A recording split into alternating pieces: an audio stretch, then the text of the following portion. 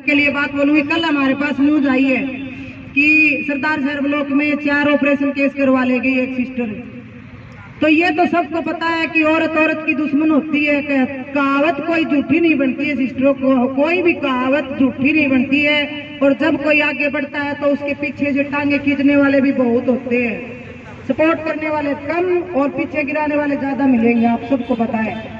तो मैं उन बहनों तक आज ये समाचार पहुंचाना चाहती हूँ कि आपने एएनएम से ही जीएनएम की है। सब जानते हैं जब आप सीधा जीएनएम करती और उस पद का घमंड करती, जिस पद से आप लोगों को गर्व था एएनएम होने का कि हम एएनएम है, उस गर्व को आप लोग क्यों भूल गई? और क्यों आपको इस बात का घमंड आ गया कि हम जीएनएम बनी कहाँ हो? सबको पता है कि आप लोगों ने कितने लाख रुपए की टाट में खा रखी है। उस आप क्यों नहीं आ रही हो आगे?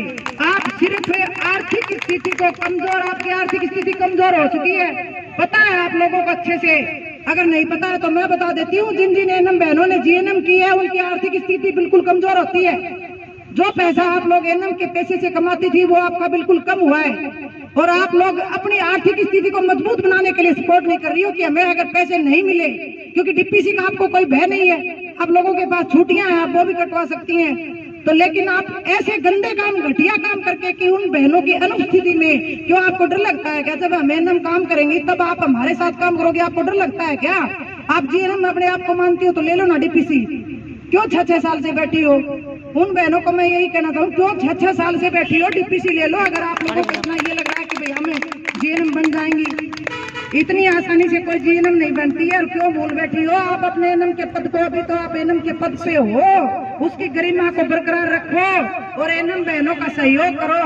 जो एएनएम बहने एएनएम पद पे है, वो जो ये नहीं है कि इनमें से भी कोई जीएनएम नहीं बनेगी। बहनों याद रखो, इस पद को कभी ना भूलो, ठीक है? आप एएनएम से जीएनएम बनी हो, हमारी यही आपसे प्रार्थना है। मैं बार बार जो पर्सनली मेरे को मिलती है मैं उसको सीधा मुंह पे बोलती हूँ कि क्यों भूल गई तुम कि कभी एएनएम थी। कम से कम 15 साल से कम कोई भी एएनएम जीएनएम नहीं बनेगी। मैं बता देती हूँ आपको, कम से कम 7-8 साल की वो सर्विस करती हैं, फिर जाके उनका जीएनएम में सिलेक्शन होता है। ज्यादातर बहनें प्राइवेट सर्विस करती है जीएनएम।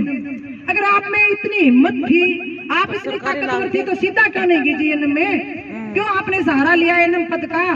फिर आप अपने आप को जीएनएम बोलने लगी हो। बैठी तो एएनएम के पद पे ही हो क्या?